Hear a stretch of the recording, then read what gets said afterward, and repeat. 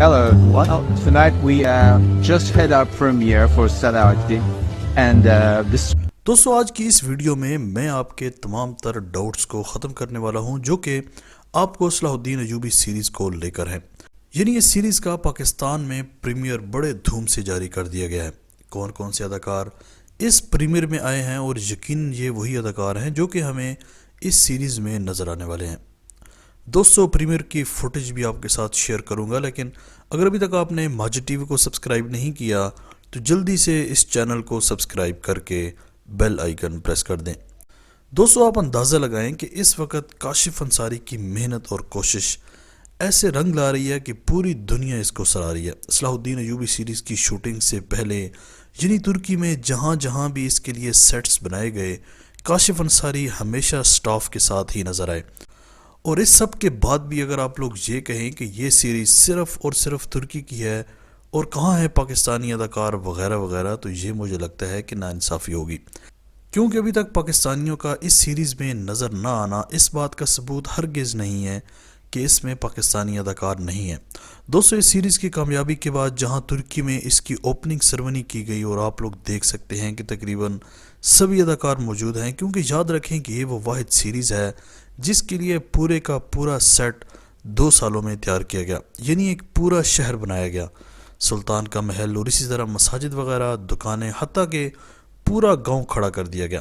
آپ لوگ پاکستانی اداکاروں کو بھی اپنی سکرین پر دیکھ سکتے ہو کہ جو کہ سیٹ پر کھڑے ہیں اور جائزہ لے رہے ہیں، کیونکہ جب بھی کوئی ایونٹ منعقد ہوتا صلاح الدین ایوبی سیریز کے بارے میں تو یہ سارے اداکار وہاں پر موجود ہوتے.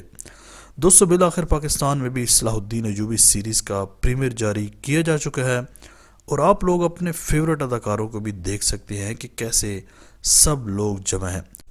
اس کے علاوہ دوستو اگر صلاح الدین ایوبی سیریز کی پچھلی 2 ایک ساتھ کی بات کریں تو اس وقت تک صلاح الدین ایوبی سیریز کی 2 ایک ساتھ ریلیز کی جا چکی ہیں، اور جو چیز ہمیں سب سے زیادہ نمایاں نظر آئی ہے وہ یہ کہ اب تک بیت المقدس صلیبیوں کے قبضے میں ہے اور اس وقت صلیبیوں نے اسکلان پر بھی قبضہ کر لیا ہے. دوستو یہ اسکلان کون سا شہر ہے اور اس کی کیا اہمیت ہے، اس پر میں آپ کو پراپر ویڈیو بنا کر دوں گا، آپ لوگوں کو اسکلان کو سمجھنا آسان ہو جائے گا. بہرحال صلاح الدین کا بھائی اسکلان کی جنگ میں شہید ہو جاتا ہے اور اب سٹوری آگے چلے گی تو یقیناً آپ کو دیکھ کر ضرور مزہ آئے گا. ویسے جس اداکار کو یہ صلاح الدین کا کردار ملا ہے وہ لوگوں کو زیادہ پسند نہیں آ رہا، لیکن وقت کے ساتھ ساتھ اور ایک ساتھ جیسے جیسے آگے بڑھیں گی وہ آپ کو پسند آنا بھی شروع ہو جائے گا.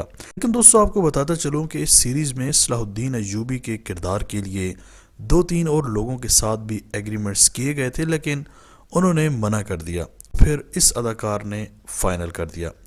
لیکن دوستو میرے خیال سے تو ابھی تک اس کی اداکاری بالکل پرفیکٹ ہے. اب دیکھنا یہ ہوگا کہ ہمارے پاکستانیوں کو کیسے کیسے کردار ملتے ہیں اور ہمیں یہ لوگ کب نظر آئیں گے. دوستو پاکستان میں کیے گئے صلاح الدین ایوبی سیریز کے پریمیئر کے بارے میں اور پاکستانی اداکاروں کے بارے میں اپنی قیمتی رائے کا اظہار کمنٹ سیکشن میں لازمی کیجیے گا. آج تک کے لیے اتنا ہی.